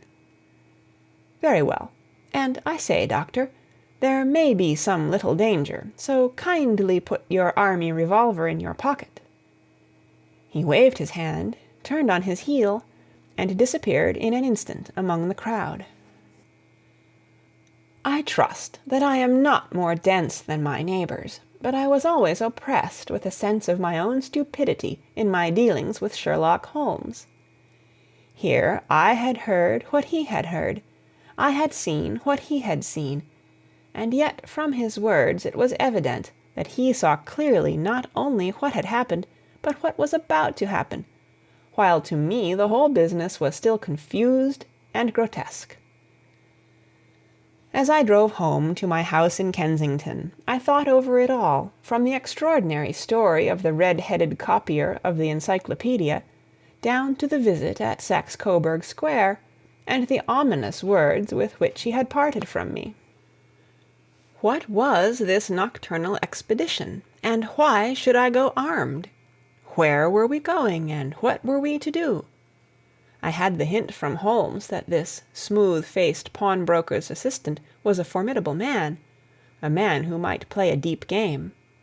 I tried to puzzle it out, but gave up in despair, and set the matter aside until night should bring an explanation. It was 9:15 when I started from home and made my way across the park, and so through Oxford Street to Baker Street. 2 hansoms were standing at the door, and as I entered the passage I heard the sound of voices from above. On entering his room, I found Holmes in animated conversation with 2 men, one of whom I recognized as Peter Jones, the official police agent, while the other was a long, thin, sad-faced man, with a very shiny hat, and an oppressively respectable frock-coat. "Ha! Our party is complete," said Holmes, buttoning up his pea-jacket, and taking his heavy hunting-crop from the rack. "Watson, I think you know Mr. Jones of Scotland Yard. Let me introduce you to Mr. Merryweather, who is to be our companion in to-night's adventure." "We're hunting in couples again, Doctor, you see," said Jones in his consequential way. "Our friend here is a wonderful man for starting a chase. All he wants is an old dog to help him do the running down." "I hope a wild goose may not prove to be the end of our chase," observed Mr. Merryweather gloomily. "You may place considerable confidence in Mr. Holmes, sir," said the police agent loftily. "He has his own little methods, which are, if he won't mind my saying so, just a little too theoretical and fantastic, but he has the makings of a detective in him. It is not too much to say that once or twice, as in that business of the Sholto murder and the Agra treasure, he has been more nearly correct than the official force." "Oh, if you say so, Mr. Jones, it is all right," said the stranger with deference. "Still, I confess that I miss my rubber. It is the first Saturday night for 27 years that I have not had my rubber." "I think you will find," said Sherlock Holmes, "that you will play for a higher stake to-night than you have ever done yet, and that the play will be more exciting. For you, Mr. Merryweather, the stake will be some £30,000, and for you, Jones, it will be the man upon whom you wish to lay your hands. John Clay, the murderer, thief, smasher, and forger. He's a young man, Mr. Merryweather, but he is at the head of his profession, and I would rather have my bracelets on him than on any criminal in London. He's a remarkable man, is young John Clay. His grandfather was a royal duke, and he himself has been to Eton and Oxford. His brain is as cunning as his fingers, and though we meet signs of him at every turn, we never know where to find the man himself. He'll crack a crib in Scotland one week, and be raising money to build an orphanage in Cornwall the next. I've been on his track for years, and have never set eyes on him yet. I hope that I may have the pleasure of introducing you to-night. I've had one or two little turns also with Mr. John Clay, and I agree with you that he is at the head of his profession. It is past 10, however, and quite time that we started. If you two will take the first hansom, Watson and I will follow in the second." Sherlock Holmes was not very communicative during the long drive, and lay back in the cab humming the tunes which he had heard in the afternoon. We rattled through an endless labyrinth of gas-lit streets until we emerged into Farrington Street. "We are close there now," my friend remarked. "This fellow Merryweather is a bank director, and personally interested in the matter. I thought it as well to have Jones with us also. He is not a bad fellow, though an absolute imbecile in his profession. He has one positive virtue. He is as brave as a bulldog, and as tenacious as a lobster if he gets his claws upon anyone. Here we are, and they are waiting for us." We had reached the same crowded thoroughfare in which we had found ourselves in the morning. Our cabs were dismissed, and, following the guidance of Mr. Merryweather, we passed down a narrow passage and through a side door, which he opened for us. Within there was a small corridor, which ended in a very massive iron grate. This also was opened, and led down a flight of winding stone steps, which terminated at another formidable gate. Mr. Merryweather stopped to light a lantern, and then conducted us down a dark, earth-smelling passage, and so, after opening a third door, into a huge vault or cellar, which was piled all round with crates and massive boxes. "You are not very vulnerable from above," Holmes remarked as he held up the lantern and gazed about him. "Nor from below," said Mr. Merryweather, striking his stick upon the flags which lined the floor. "Why, dear me, it sounds quite hollow," he remarked, looking up in surprise. "I must really ask you to be a little more quiet," said Holmes severely. "You have already imperiled the whole success of our expedition. Might I beg that you would have the goodness to sit down upon one of those boxes, and not to interfere?" The solemn Mr. Merryweather perched himself upon a crate, with a very injured expression upon his face, while Holmes fell upon his knees upon the floor, and, with the lantern and a magnifying lens, began to examine minutely the cracks between the stones. A few seconds sufficed to satisfy him, for he sprang to his feet again and put his glass in his pocket. "We have at least an hour before us," he remarked, "for they can hardly take any steps until the good pawnbroker is safely in bed. Then they will not lose a minute, for the sooner they do their work the longer time they will have for their escape. We are at present, Doctor, as no doubt you have divined, in the cellar of the City branch of one of the principal London banks. Mr. Merryweather is the chairman of directors, and he will explain to you that there are reasons why the more daring criminals of London should take a considerable interest in this cellar at present." "It is our French gold," whispered the director. "We have had several warnings that an attempt might be made upon it." "Your French gold?" "Yes. We had occasion some months ago to strengthen our resources, and borrowed for that purpose 30,000 napoleons from the Bank of France. It has become known that we have never had an occasion to unpack the money, and that it is still lying in our cellar. The crate upon which I sit contains 2,000 napoleons packed between layers of lead foil. Our reserve of bullion is much larger at present than is usually kept in a single branch office, and the directors have had misgivings upon the subject."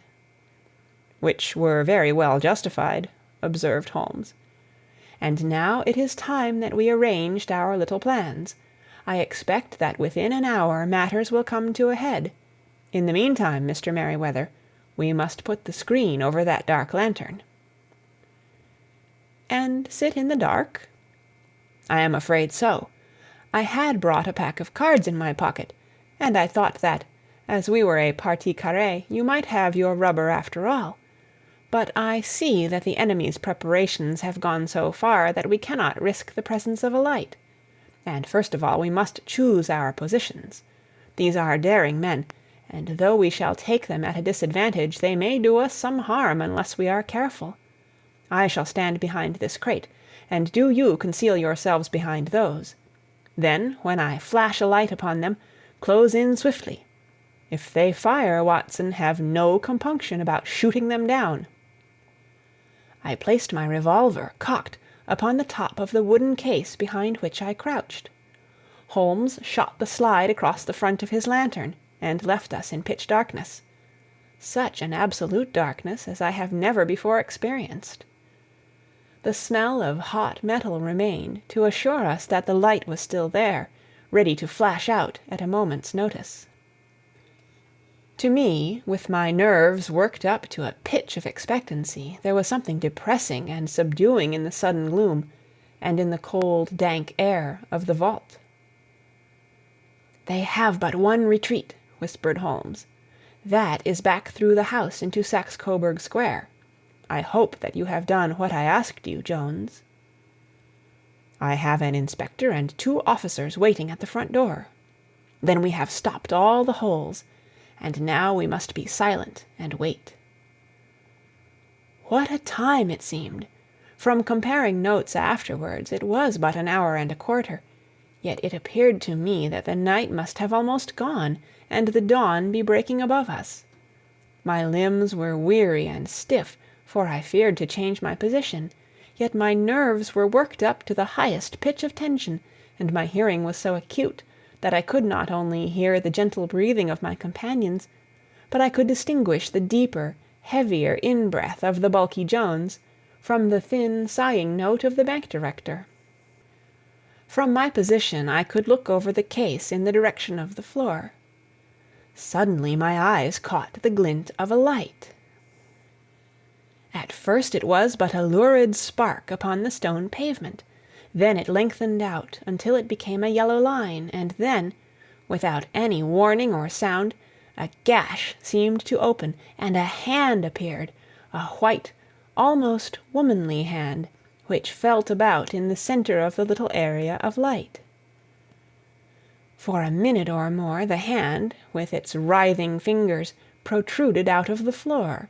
Then it was withdrawn as suddenly as it appeared, and all was dark again save the single lurid spark which marked a chink between the stones. Its disappearance, however, was but momentary.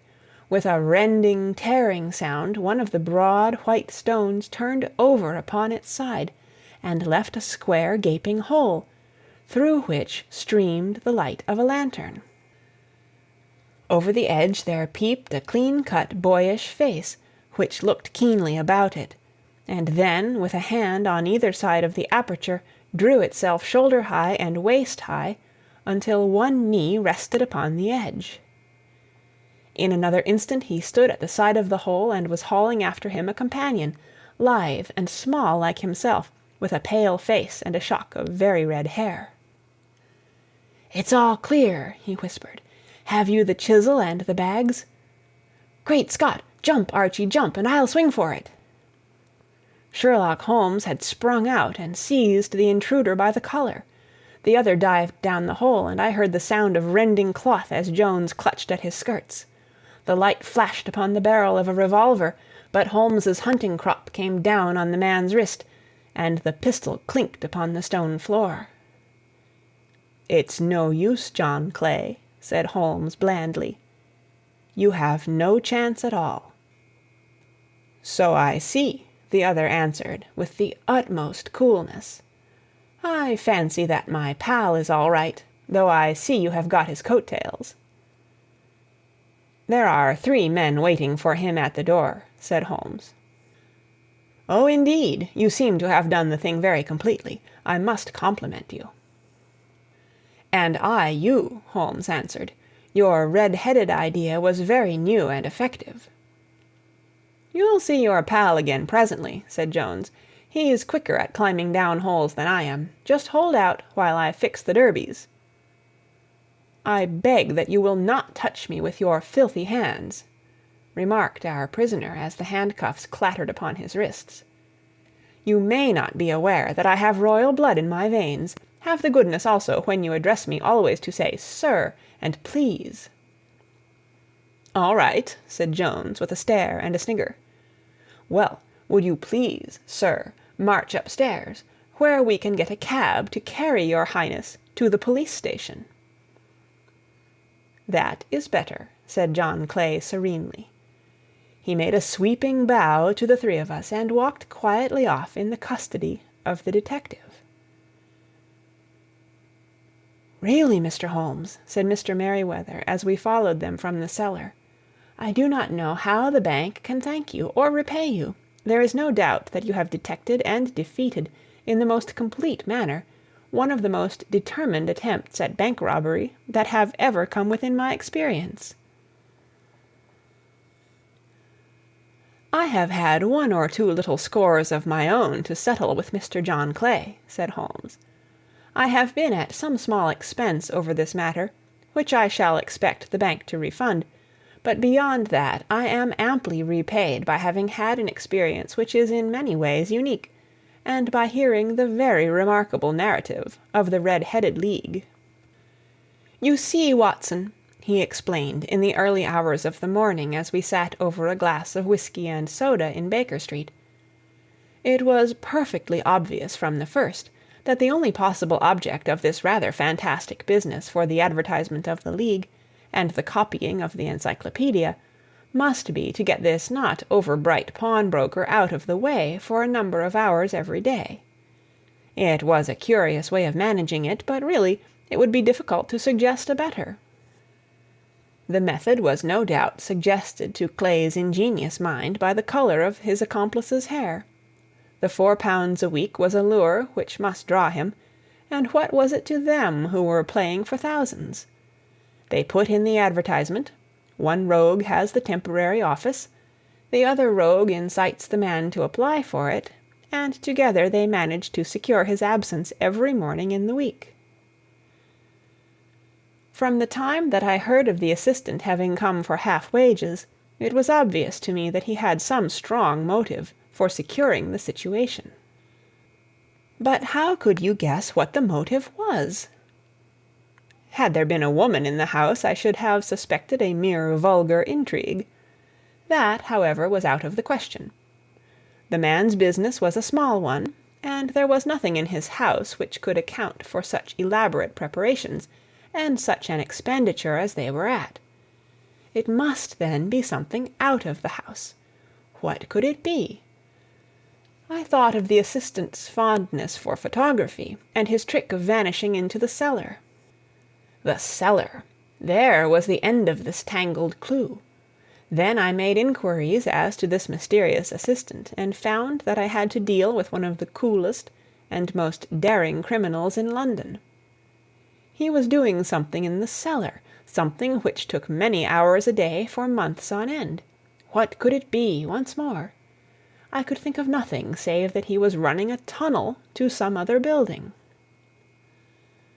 So far I had got when we went to visit the scene of action. I surprised you by beating upon the pavement with my stick. I was ascertaining whether the cellar stretched out in front or behind. It was not in front. Then I rang the bell, and as I hoped, the assistant answered it. We have had some skirmishes, but we had never set eyes upon each other before. I hardly looked at his face. His knees were what I wished to see. You must yourself have remarked how worn, wrinkled, and stained they were. They spoke of those hours of burrowing. The only remaining point was what they were burrowing for. I walked round the corner, saw the City and Suburban Bank abutted on our friend's premises, and felt that I had solved my problem. When you drove home after the concert, I called upon Scotland Yard and upon the chairman of the bank directors, with the result that you have seen.